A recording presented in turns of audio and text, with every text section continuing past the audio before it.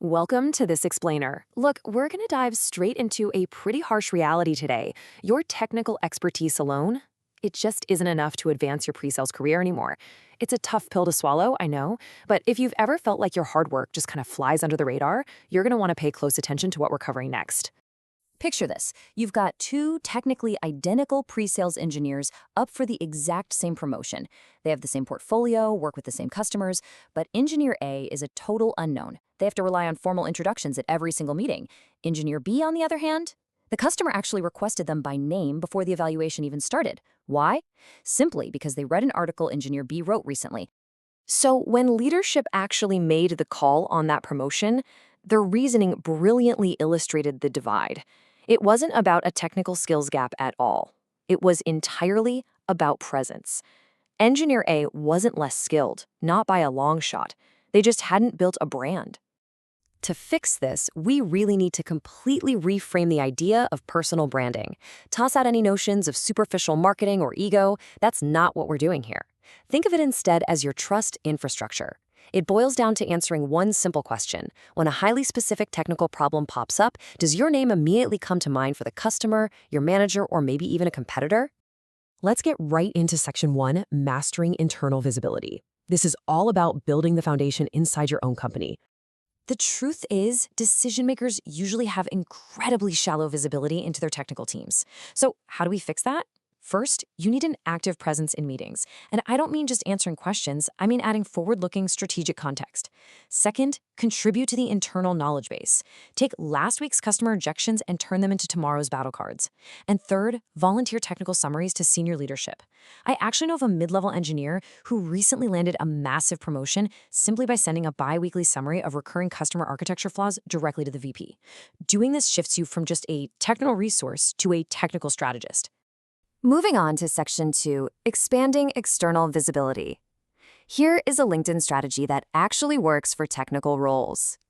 Crazy enough, LinkedIn is the platform pre-sales engineers tend to use the absolute least, yet it's exactly where customers go to research your team before a technical evaluation even begins. Your profile has to speak for you long before you ever enter the room. Your headline should broadcast your exact domain, something like hybrid storage specialist, not just your generic HR job title. And your summary, it needs to explain exactly how you help people, backed up by real, measurable impact. So you're on there, but what do you actually post? Well, focus on 3 key areas. First, technical insights. Share the anonymous customer questions you answered this past week. Second, post highly practical tools. Think discovery question banks or POC checklists. People love those. And third, offer some market commentary through a technical lens, like breaking down new architectural trends. But hey, here's the catch, and it's a big one. LinkedIn only really provides surface-level visibility. It's just the hook. To truly cement your trust infrastructure, you have to transition into deep visibility. And you do that by engaging with longer formats and creating tangible tools. That brings us to technical blogging. Look, writing an article forces absolute clarity of thought. You simply cannot explain how to structure a complex evaluation unless you understand it inside and out, right? And the true magic of this? These articles build your credibility and trust while you're sleeping, while you're on vacation, or when you're stuck in back-to-back meetings. Now here is a massive, incredibly often missed opportunity. GitHub. And please, don't panic. You literally don't need to write a single line of code for this. Use GitHub to publish your frameworks. Put up your POC scope cards or your vendor battle card generators. A profile packed with functional tools communicates something totally undeniable. You don't just present ideas, you build actual solutions. All right, let's talk about maximizing your effort with what we call the public speaking multiplier. When you speak about your authentic, on-the-ground experiences at a local meetup, do not let that value die in that room. Turn that single talk into a LinkedIn post, expand it into a deep dive blog article, and publish your slide deck. That's one effort turning into 4 massive pieces of trust infrastructure. Which brings us to Section 3, the career stage blueprint. This is about matching your brand development to your actual tenure. Listen, you absolutely cannot tackle all of this at once, so don't even try. If you're a junior in your first 3 years, your focus needs to be entirely internal. Observe, document, and help build out that internal knowledge base. For the mid-levels, years 3 to 7, this is your sweet spot to start sharing content and speaking publicly. And seniors, your focus shifts outward to making sector-wide contributions, dropping open source tools, and mentoring the next wave. Finally, let's hit section 4, 3 traps to avoid. Time to weatherproof that trust infrastructure. Trap number 1 is performance without substance. You know the type. This happens when someone publishes on every single trendy topic without having any deep foundational knowledge. Sure, it might get you some quick likes, but that illusion shatters the very second a customer looks at you in a meeting and asks a tough technical follow-up question. Trap number 2, inconsistency. We see this literally all the time. An engineer gets super inspired, posts actively for 2 months, and then totally ghosts the industry for 4.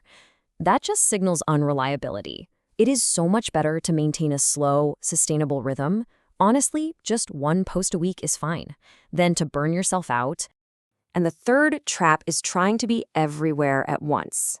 Spreading yourself way too thin across Twitter, Instagram, YouTube, and all the audio platforms leaves you with a dozen open accounts, but absolutely zero depth. Just don't do it.